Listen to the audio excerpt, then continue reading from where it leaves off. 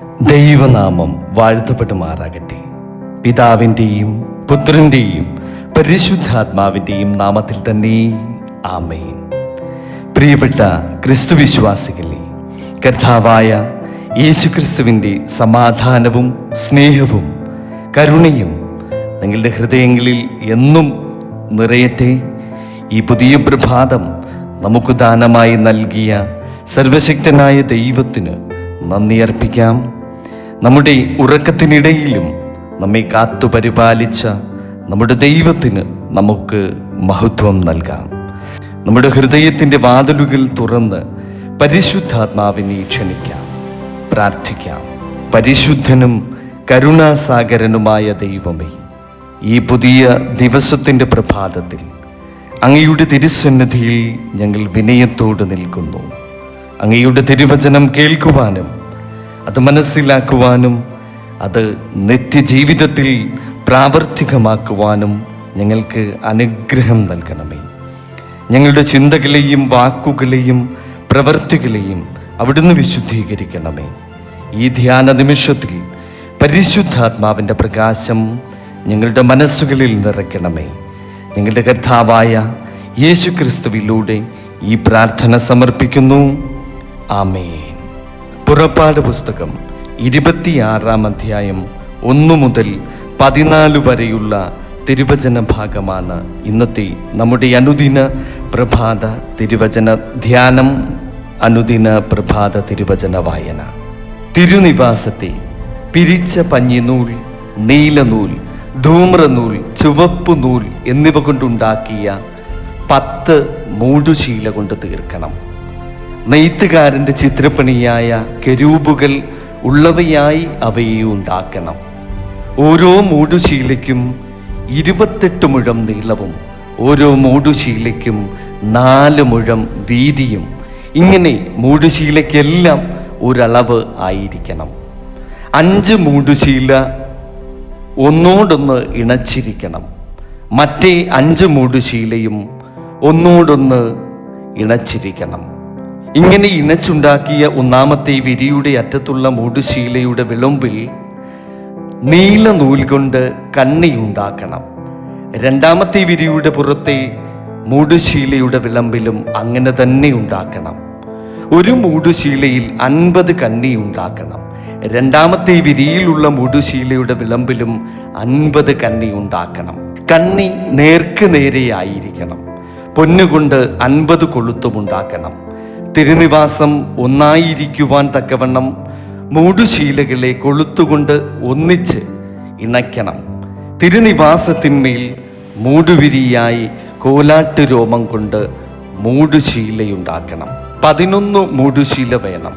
ഓരോ മൂടുശീലയ്ക്കും 30 മുഴം നീളവും ഓരോ മൂടുശീലയ്ക്കും 4 മുഴം വീതിയും, ഇങ്ങനെ മൂടുശീല 11നും ഒരളവായിരിക്കണം. 5 മൂടുശീല ഒന്നായും 6 മൂടുശീല ഒന്നായും ഇണച്ച് 6ാമത്തെ മൂടുശീല കൂടാരത്തിൻ്റെ മുൻവശത്ത് മടക്കിയിടണം. ഇണച്ചുണ്ടാക്കിയ 1ാമത്തെ വിരിയുടെ അറ്റത്തുള്ള മൂടുശീലയുടെ വിളമ്പിൽ 50 കണ്ണിയും 2ാമത്തെ വിരിയുടെ മൂടുശീലയുടെ വിളമ്പിൽ 50 കണ്ണിയും ഉണ്ടാക്കണം. താമ്രം കൊണ്ട് 50 കൊളുത്തും ഉണ്ടാക്കി കൊളുത്ത് കണ്ണിയിലിട്ട് കൂടാരം ഒന്നായിരിക്കത്തക്കവണ്ണം ഇണച്ചുകൊള്ളണം. മൂടുവിരിയുടെ മൂടുശീലയിൽ മിച്ചമായി കവിഞ്ഞു കിടക്കുന്ന പകുതി മൂടുശീല തിരുനിവാസത്തിൻ്റെ പിൻവശത്ത് തൂങ്ങിക്കിടക്കണം.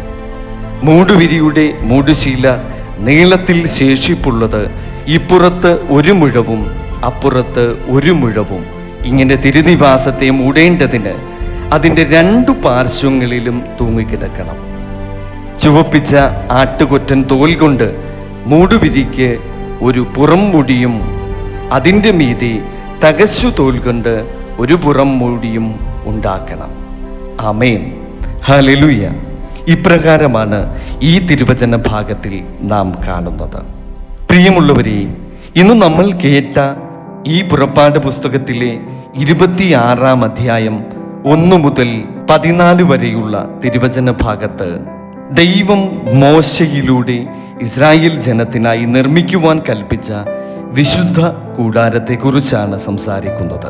കൂടാരത്തിൻ്റെ തിരശ്ശീലകളും മേൽക്കൂരകളും ഉപയോഗിച്ച നിറങ്ങളും നിർമ്മാണ രീതിയും എല്ലാം വളരെ കൃത്യമായി ദൈവം ഇവിടെ നിർദ്ദേശിച്ചിരിക്കുന്നു. ഈ തിരുവചനത്തിലൂടെ നമ്മൾ മനസ്സിലാക്കേണ്ടുന്ന ഏറ്റവും വലിയ സത്യം ഇതാണ്: ദൈവം തൻ്റെ ജനത്തിൻ്റെ മധ്യേ വസിക്കുവാൻ ആഗ്രഹിക്കുന്നവനാണ്. ഇസ്രായേൽ ജനത്തിന് കൂടാരത്തിൽ തൻ്റെ സാന്നിധ്യം നൽകിയ ദൈവം ഇന്ന് നമ്മുടെ ഹൃദയങ്ങളിലും വസിക്കുവാൻ ആഗ്രഹിക്കുന്നു. നമ്മുടെ ഹൃദയം ഒരു വിശുദ്ധ ദേവാലയമാണ്. എന്നാൽ പലപ്പോഴും പാപം, അസൂയ, വിദ്വേഷം, അഹങ്കാരം, ക്ഷമയില്ലായ്മ തുടങ്ങിയവ നമ്മുടെ ഹൃദയത്തെ മലിനമാക്കാറുണ്ട്. വിശുദ്ധ കൂടാരം നിർമ്മിക്കാൻ ദൈവം ആവശ്യപ്പെട്ടതുപോലെ നമ്മുടെ ആത്മാവിനെയും ദൈവത്തിന് യോഗ്യമായ ഒരു വാസസ്ഥലമാക്കുവാൻ നമ്മൾ പരിശ്രമിക്കണം. കൂടാരത്തിലെ ഓരോ നൂലിനും ഓരോ തിരശ്ശീലയ്ക്കും ദൈവത്തിൻ്റെ പദ്ധതിയിൽ ഒരു സ്ഥാനമുണ്ടായിരുന്നു.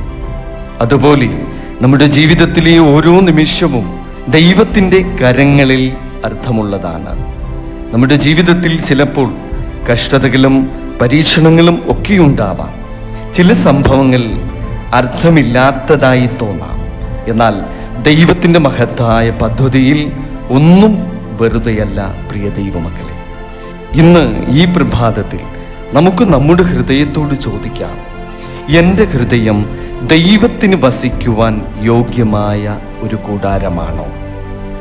നമ്മുടെ ഉള്ളിലെ അശുദ്ധികളെ ദൈവസന്നിധിയിൽ സമർപ്പിച്ച് അവിടുത്തെ കരുണയാൽ നവീകരിക്കപ്പെടുവാൻ നമുക്ക് പ്രാർത്ഥിക്കാം, അപേക്ഷിക്കാം. ഒരു നിമിഷം നമ്മുടെ കണ്ണുകൾ അടച്ച് നമുക്ക് പ്രാർത്ഥിക്കാം. സർവശക്തനായ ദൈവമേ, വിശുദ്ധ കൂടാരത്തിൻ്റെ നിർമ്മാണത്തിലൂടെ അങ്ങയുടെ സാന്നിധ്യത്തിൻ്റെ മഹത്വം ഞങ്ങൾക്ക് വെളിപ്പെടുത്തി തന്നതിനായിട്ട് ഞങ്ങൾ നിന്നെ നന്ദിയോട് സ്തോത്രം ചെയ്യുന്നു. കർത്താവേ, ഞങ്ങളുടെ ഹൃദയങ്ങളെ അങ്ങയുടെ വിശുദ്ധ വാസസ്ഥലമാക്കി മാറ്റണമേ. ഞങ്ങളുടെ ഉള്ളിലുള്ള പാപത്തെയും അഹങ്കാരത്തെയും കോപത്തെയും അസൂയയെയും അവിടുന്ന് നീക്കം ചെയ്യുമാറാകണമേ. ശുദ്ധമായ ഹൃദയവും സ്നേഹം നിറഞ്ഞ മനസ്സും ഞങ്ങൾക്ക് അവിടുന്ന് ദാനമായി നൽകണമേ. ഇന്നു ഞങ്ങൾ ആരംഭിക്കുന്ന ഞങ്ങളുടെ എല്ലാ പ്രവൃത്തികളും അങ്ങയുടെ കരങ്ങളിലേക്ക് സമർപ്പിക്കുന്നു. ഞങ്ങളുടെ കുടുംബങ്ങളെയും മക്കളെയും ജോലികളെയും പഠന മേഖലകളെയും ഞങ്ങളുടെ യാത്രകളെയും ഞങ്ങളുടെ ദൈനംദിന പ്രവൃത്തികളെയും തമ്പുരാനെ അവിടുന്ന് അനുഗ്രഹിക്കണമേ. രോഗികളായവരെ സൗഖ്യമാക്കണമേ. വിഷമങ്ങളിലും കണ്ണുനീരിലും കഴിയുന്നവർക്ക് ആശ്വാസം നൽകണമേ. ദൈവമേ, ഞങ്ങളുടെ ജീവിതം അങ്ങയുടെ മഹത്വത്തിനായി ഒരു ജീവനുള്ള ദേവാലയമായി മാറുവാൻ ഞങ്ങളെ അവിടുന്ന് സഹായിക്കണമേ. ഇവയെല്ലാം ഞങ്ങളുടെ കർത്താവും രക്ഷിതാവുമായ യേശുക്രിസ്തുവിൻ്റെ നാമത്തിൽ പ്രാർത്ഥിക്കുന്നു. കൃപയോടെ കേൾക്കണം പിതാവേ. ആമേൻ.